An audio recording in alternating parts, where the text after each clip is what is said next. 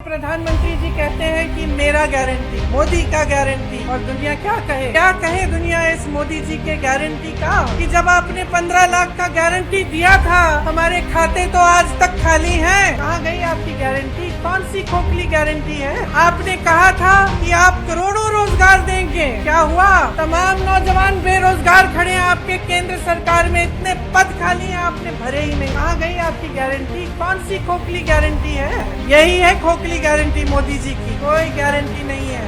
ये जो भरोसा लिखा है ना, ये भरोसा टूट गया है। कांग्रेस महासचिव प्रियंका गांधी छत्तीसगढ़ के कांकेर में एक जनसभा को संबोधित करते हुए ऐलान किया कि छत्तीसगढ़ में फिर से कांग्रेस की सरकार बनते ही हम जाति जनगणना करवाएंगे। सीएम भूपेश बघेल ने ट्वीट करते हुए इसकी जानकारी दी।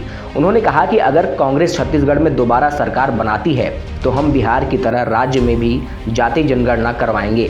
बीजेपी पर निशाना साधते हुए उन्होंने कहा कि बीजेपी का एक ही मकसद रह गया है कि कैसे भी करके सत्ता में बने रहें। इनके सहयोगी बड़े बड़े उद्योगपति हैं और यह केवल इन्हीं के लिए काम करते हैं।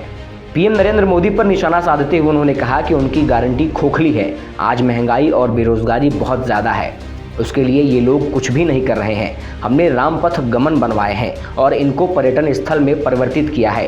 राज्य में जहाँ जहाँ प्रभु राम गए हैं, हमने उनको पर्यटन स्थल बनाया है। महात्मा गांधी से लेकर राजीव गांधी तक पंचायती राज का सपना कांग्रेस की सरकार ने पूरा किया है।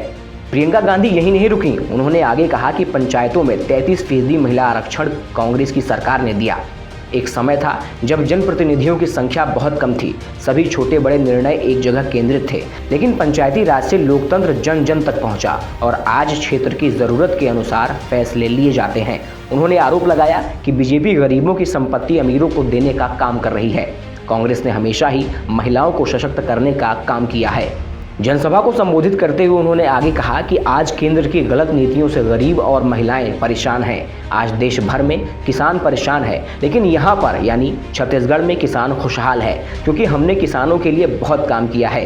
कांग्रेस की जहाँ जहाँ सरकार है, हमने उस राज्य के गरीबों और किसानों के लिए काम किया है। अगर हमारी सरकार फिर से राज्य में आती है तो हम 10 लाख गरीबों को मकान देंगे।